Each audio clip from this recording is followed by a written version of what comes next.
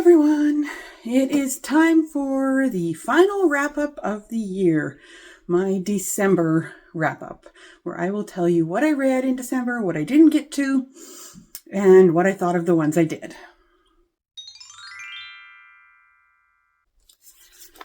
So let's start off with a few stats. December was actually a pretty good month for me. I hadn't been thinking it would be. I thought I was going to read very few books in December, and it turned out that I actually ended up with a pretty good reading month.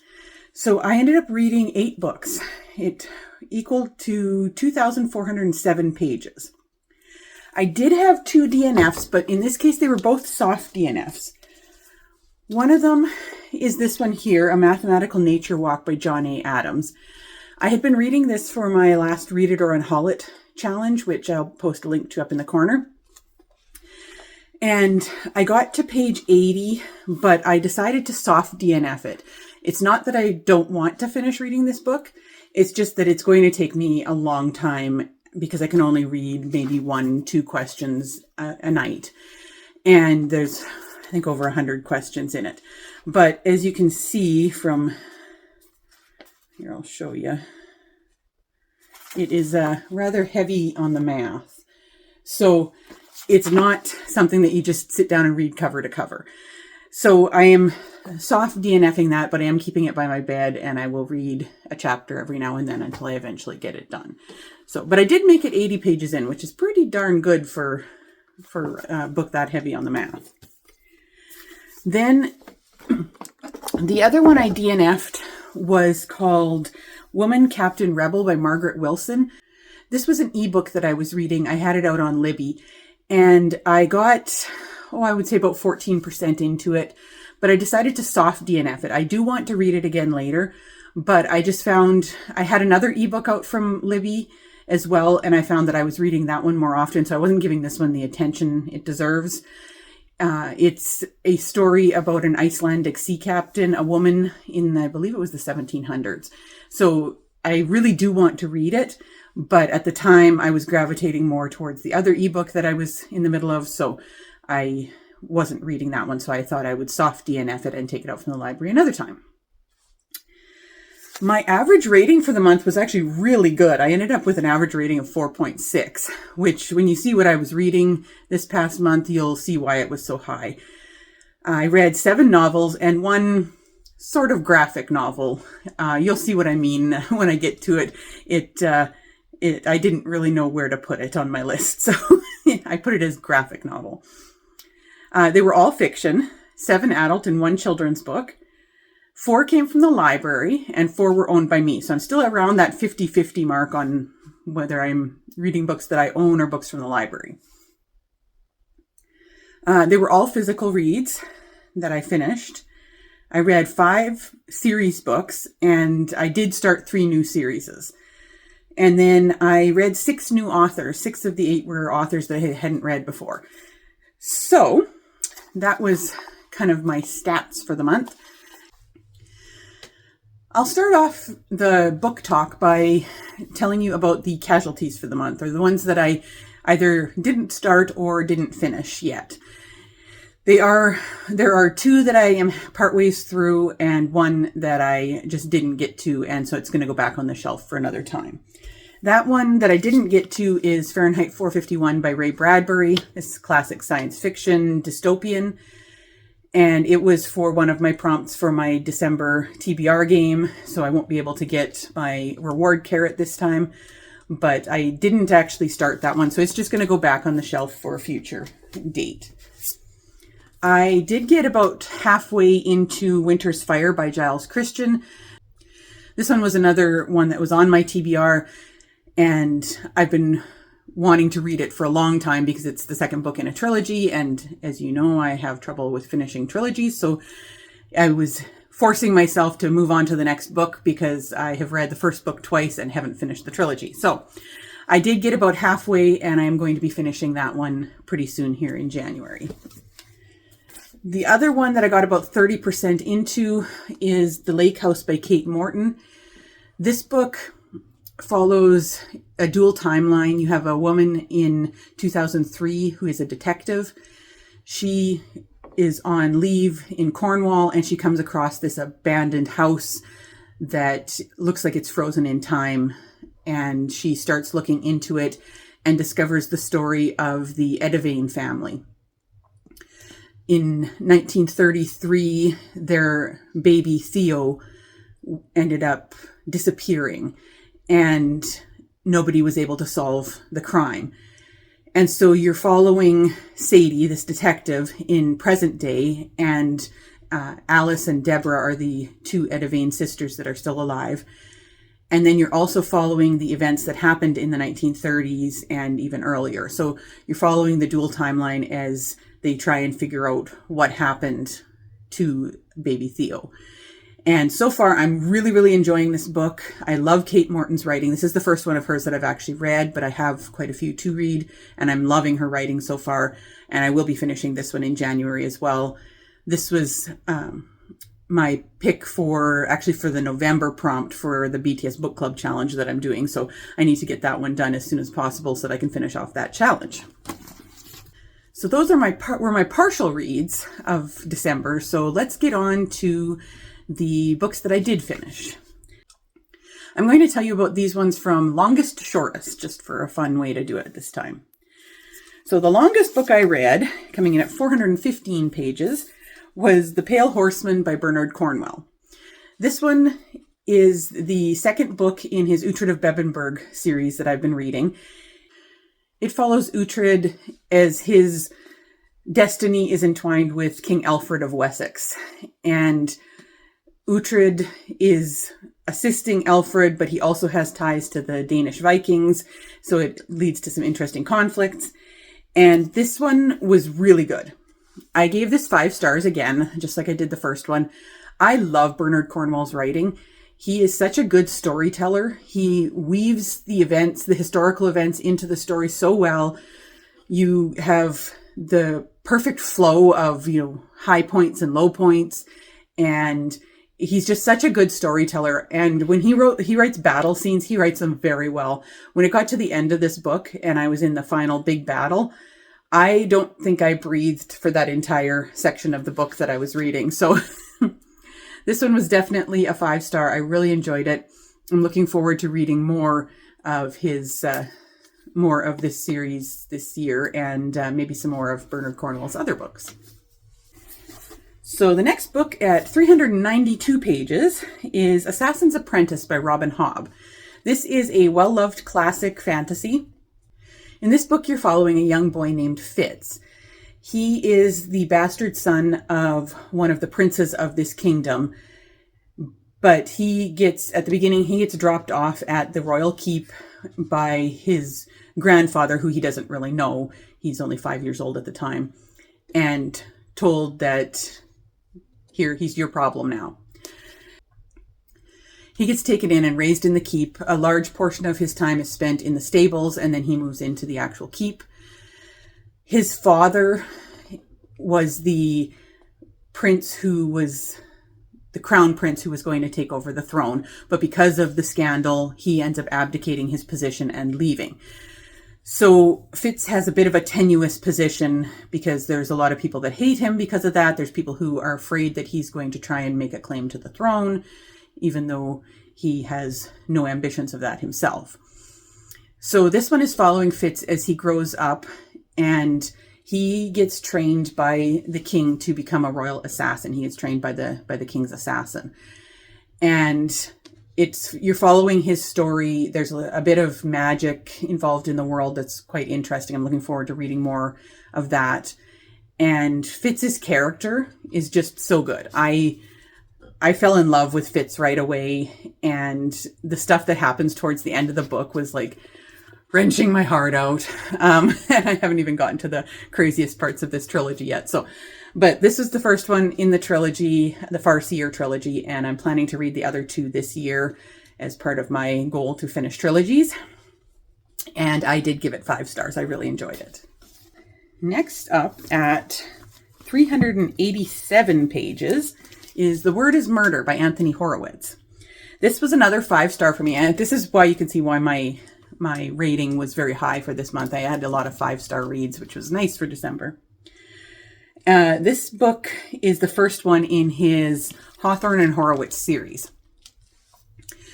So you're following Anthony Horowitz. He wrote himself in as the main character, who is a writer, and he gets approached by this man named Daniel Hawthorne. And Hawthorne is a brilliant but disgraced police detective. Hawthorne comes to Horowitz to ask him to write the story of this crime that he's solving. He gets called on by the police. This takes place in England. He gets called on by the police to look into cases that are really weird and are hard to figure out what's going on because he has a weird mind. So even though he's been disgraced and isn't on the police force anymore, he's kind of a private investigator sort of person. And he wants a Watson to his Holmes. So that's what he comes to Horowitz for. So the crime is quite interesting because this woman, her name is Diana Cowper, one day she walks into a funeral parlor and plans her own funeral and then leaves. And 6 hours later, she's found murdered. So they're not sure if there's some kind of a connection, if it's some kind of a weird coincidence or what's going on. And that's the basic premise of the story. And I loved Anthony Horowitz's writing. He has just the right amount of humor, as well as a really great grasp of mystery and pacing that I really enjoyed. The characters were a lot of fun. You either loved them or loved to hate them, which was fun. And I loved his descriptions as well. He has very descriptive writing and unique descriptions of the people involved and everything. So overall, I really, really enjoyed this book. I'm looking forward to reading more of Anthony Horowitz's writing in this series and his other one, that the Magpie Murders. I really want to read all of his stuff. So really enjoyed that. Gave it 5 stars. Next, at 355 pages, is one that I don't have with me anymore because it came from the library, and that is Blood of the Old Kings by Sunil Kim, translated by Anton Hur. This is a fantasy story set in a world where you have all these different kingdoms that were taken over by this empire, and the empire took over using the power of this special magic that they gain this power from the bodies of dead sorcerers. So in this world, if you have magic, you are sent to this school where you learn stuff, but you're not really there for any reason other than to be there when you die so that they can use your body to generate power to run the empire. You're following 3 different characters in the story. One of them is a swordswoman who lost her family to the empire. Another one is a young man who lives in the capital city and tries to help the poor people there. And then you're also following a sorceress who is trying to escape her fate. And all of these characters' destinies are entwined. And it was just a very, very well written story. I liked the characters. I really, really fell in love with the characters. I loved the dragon that's involved. That part was super cool. And good battle scenes, heartfelt moments with characters. And I found the magic system really interesting. The whole using the bodies of these dead sorcerers. And then it also has to do with the sorceress girl. She rescues a dead sorcerer in her mind, and it's part of this magic. And that part was really interesting to read. And overall, I really enjoyed it. I'm looking forward to reading the next book in the series, which, according to Tor, comes out in the fall. So I am really excited to read the next book in that series. It's going to be a trilogy as well. Hi, Raven. Next up, come here, you. How about you help me instead of bugging the girls? Next up, at 309 pages, I read The Writing Retreat by Julia Bartz. This one was one that I gave a little bit of a lower rating. I gave it a 3.5. And in this book, you're following a girl named Alex. You're following a girl named Alex. She's a writer, and she has some other friends who are writers, and they have always idolized this woman. Her name is Rosa Vallow. They've idolized her. She's a feminist horror writer. Rosa is putting on a competition to bring 4 young writers to her large estate for a month-long writing retreat in which they're going to be writing an entire novel.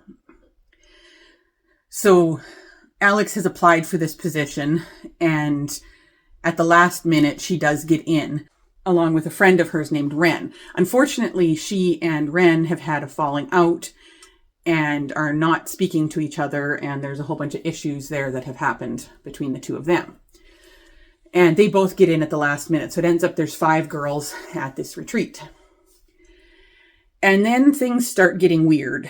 Rosa is a very strange character. You're not sure what you think of her. She's giving them all kinds of challenges to do, but they're having to write an entire novel during this month, and she's really pushing them and everything. And for the first half of the book, that's kind of all it was. There was vibes and creepy aspects of it, but nothing really thrillery happened. Then you hit the second half of the book, and one of the girls goes missing in a snowstorm. And from that moment on, the book essentially comes unhinged. And it was very, very thrillery at that point, and very strange and very unhinged. And I honestly am still not sure what I thought about it. When I finished it, I wasn't sure whether I loved or hated it. And I'm still not sure. The one aspect that I really didn't care for was there was a lot of catty girl fighting. And I had just finished reading Yellowface, which had an unlikable main character, which it's meant to be, by R.F. Kuang. And so reading this one right after it, I think was a mistake because these characters were not very likable either. And I'm discovering about myself that I really don't like unlikable characters that much. So to read 2 books in a row with unlikable characters, and both of them had kind of that mean girl vibe between some of the women. And so that was kind of why it rated lower for me. I thought the writing was okay, but I didn't care for the characters at all, which is why it got a lower rating. Next up, at 286 pages, I read Cat to the Dogs. This is the 5th book in the Jo Gray series by Shirley Rousseau Murphy that I've been doing a reread through over the last couple of years. And this series follows these 2 cats. There's Jo Gray and Dulcie. And one day they wake up and discover that they have human speech and they think some human thoughts. And there's a whole mythology behind this that gets explained throughout the story. But the 2 of them decide they take an interest in solving crimes. And that's why it becomes this mystery series. Of course, the premise of this is unbelievable, but that's what a lot of cozy mysteries are. And I have always been a cozy mystery reader. So this series is one that I discovered when I was a teenager. And I read quite a few of the books over the years, but haven't ever finished the whole series. So that's why I'm doing a read through now. This was the last one that I had previously read, if I recall correctly. And I enjoyed it. I gave it 4 stars. The writing was quite good. I get a real kick out of the cat characters and their attitudes. They play off each other quite well. They're both obviously sassy cats. But the 4th book, which was called Cat in the Dark, has always been my least favorite. And so I was pleased with this one to get back to more of the feel of the first 3. The 4th one, I don't know. There's just something about the writing in it. And I think it had to do with the one character in it that I really didn't like. But in this one here, we're back to the classic, enjoyable, cozy murder mystery where you're along with them trying to solve the crime, and the characters weren't ones that I hated. So that was good, and I ended up giving it 4 stars. I enjoyed it. It's just one of those fun series that's not going to knock your socks off, but is also just an entertaining read and just kind of fun. Then I read, at 258 pages, I read Prairie Edge by Connor Kerr. Now I'm reading this for a vlog I'm doing. It'll come out sometime in the new year here because it depends on when I get the other books in from the library. But I'm reading a series of literary fiction. So I decided to read all of the nominees for the 2024 Giller Prize, which is the largest literary fiction award in Canada. And Prairie Edge was one of the books that was nominated. In this book, you're following two Métis young people, Izzy and Gray, and they live in Edmonton. Izzy is a young man who's gone through the foster system and struggled for most of his life so far with, he's been in and out of prison, and he was in the foster system and group homes, and he just is struggling to find a purpose in life. And then you have Gray, and she went to university and became an activist, and she got really, really into activism, in particular activism for the First Nations people and dealing with the issues of land and those kinds of things. But she gets burnt out quite badly with the activism scene and with all the performative activism that goes on, and the two of them end up connecting. Gray gets this idea that her next protest that she's going to do is she's going to capture a bunch of bison and release them in Edmonton to upset the routine of the settler colonialists and that sort of thing. And from there, things go wrong, as you can imagine.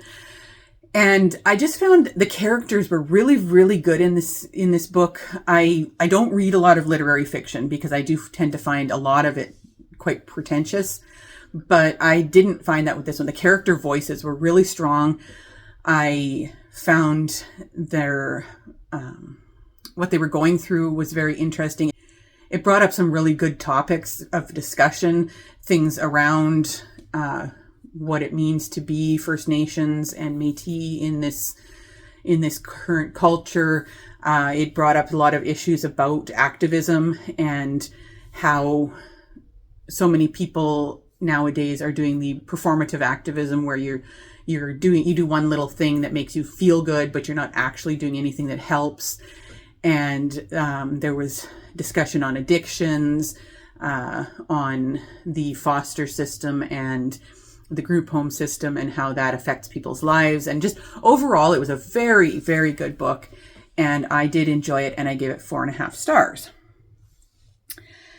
Then I ended the year off. This was the last book that I read this year. It was a 5-star. And it was the shortest book I read all year. It was 26 pages, and I read The Grumpy Bunny Goes West by Justine Corman. I found this book in the basement in our book sale things, in our bunch of book sale books, and I thought this looked so cute. So I brought it upstairs, and I started reading it just for fun, and it was so cute and so funny, and I just, look at these pictures. This is adorable. Illustrated by Lucinda McQueen. Just absolutely adorable. But I love this. Look at the bunnies wearing chaps with their tails sticking out. And it was very, very cute. Very, very well written. My favorite line was at the end when Hopper the bunny is singing a song. And he says, "But as long as there's sand in sandwiches, a cow bunny must have grit."